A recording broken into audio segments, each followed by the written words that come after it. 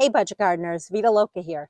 Join me today as I show you how to overwinter your canna lily bulbs. So let's go.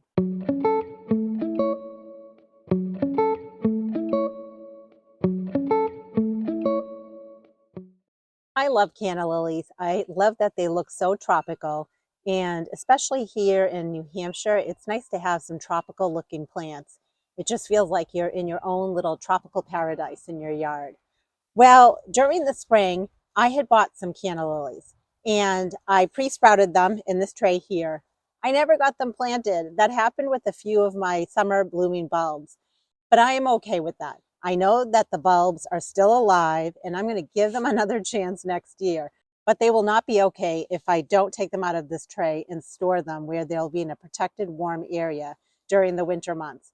So I figured we'd do this project together in case you're wondering what to do with your canna lily bulbs in order to protect them during the cold winter months. In some areas, canna lilies are hardy and will survive in the ground or in a pot.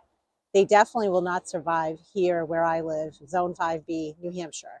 So the first thing we're going to do is we're just going to cut back this foliage. You can see that the foliage has already gone by, so it's the perfect time for me to cut them back.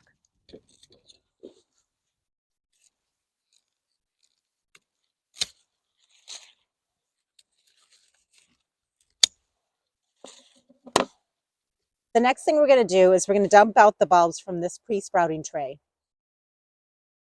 I always have these high hopes of all these plants that I want to grow in my garden. And I don't know about you, but it sometimes happens that you just don't get around to planting something out in your landscape or out in a pot. But I am happy that these are still alive and I have a second chance at them for next year. You can see that they have definitely taken root in their little small container that they were in.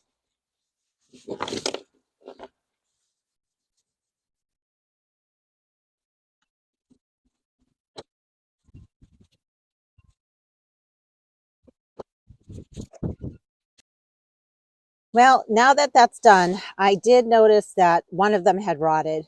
But even though that's sad, I noticed that some of them have multiple bulbs coming off of them, which is exciting. So in a way, I lost maybe one, but I gained a few in here. The next thing I'm going to do is just remove the roots because we definitely don't need those.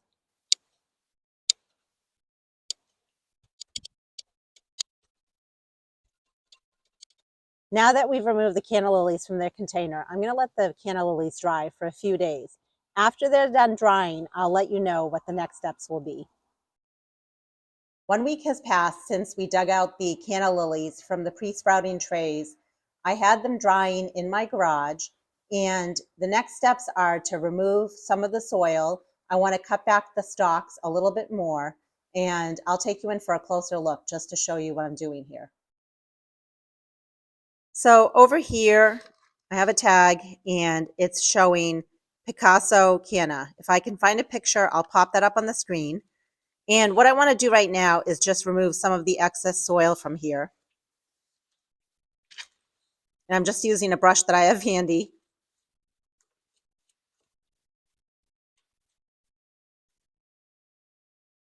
Now, normally when it comes to your canna lilies, they get pretty big year after year. But because I had these in a small little tray all summer long, they didn't get huge.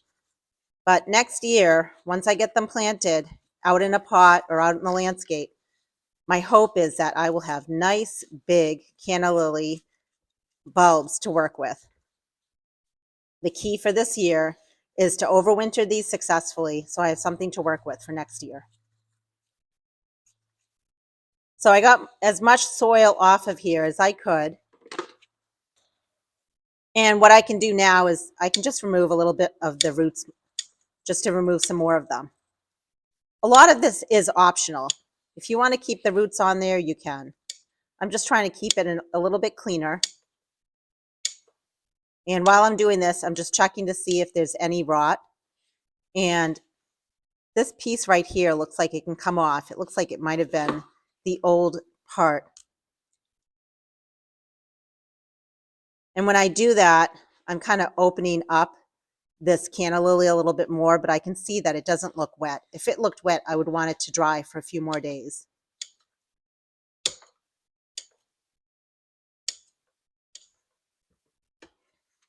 That looks nice and clean. And next spring, I'm going to divide this into two. It looks like it might even have 3 possible divisions here, and I'll show you how to do that in the springtime. I don't want to do that right now. I just want to store it the way it is. I have seen different ways to store your canna lilies. A lot of people store them with newspaper.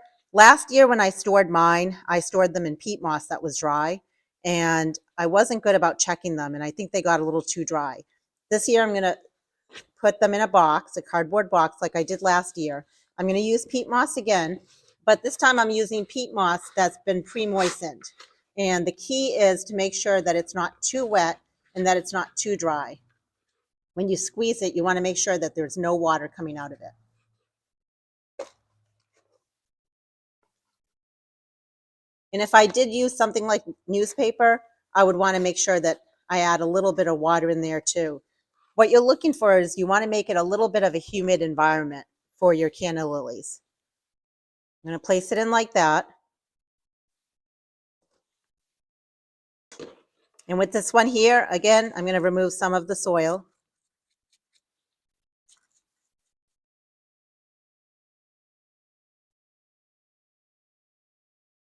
You can see when I do that, I'm exposing some of the roots again.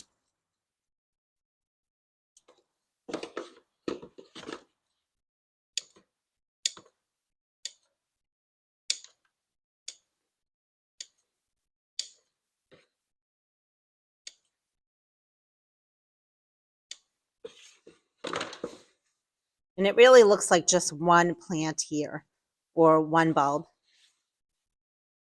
I'm going to go ahead and just cut that top part off.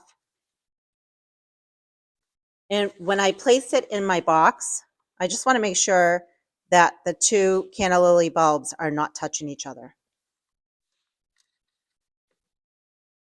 I'm going to place the tag in between the 2 just so I know which color or variety they are.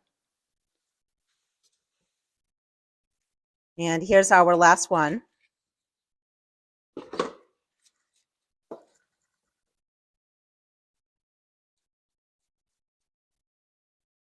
My garage stays generally between 40 and 50 degrees Fahrenheit during the winter months. If I feel that it's getting too cold during the winter, I have a few options. I can bring these in during a very cold snap and just bring them down to my basement, or I can put a heavy blanket or comforter on top of the box just to give them that little bit of warmth. The key is when you're storing a lot of your bulbs during the winter months, you also don't want it to be too warm. If it is too warm, you're basically telling your bulbs or your corms or your tubers to start sprouting, and you don't want them to sprout too early.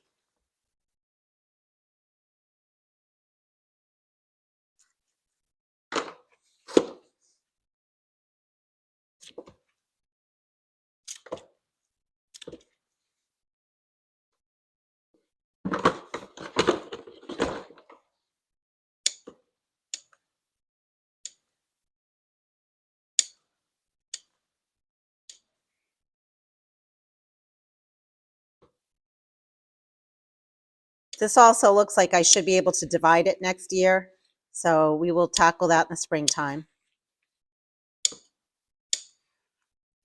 I'm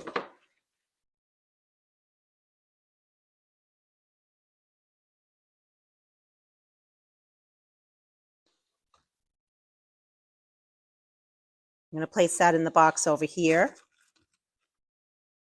And I have a label here. It says it's a red canna. And now what I want to do is cover these completely.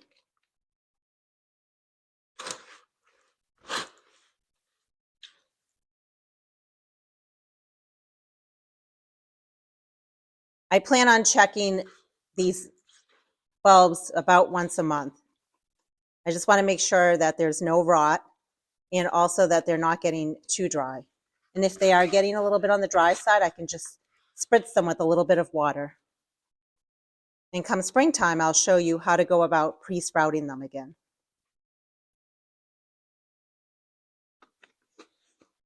And what I'm going to do is I will label them Canna Lilies over here, and I will show you where in the garage I'm going to be storing them.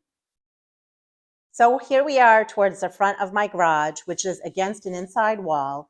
So I know that it stays warmer on this side of the garage. And this is a great place for me to overwinter a whole bunch of tender plants, bulbs, tubers, corms, you name it.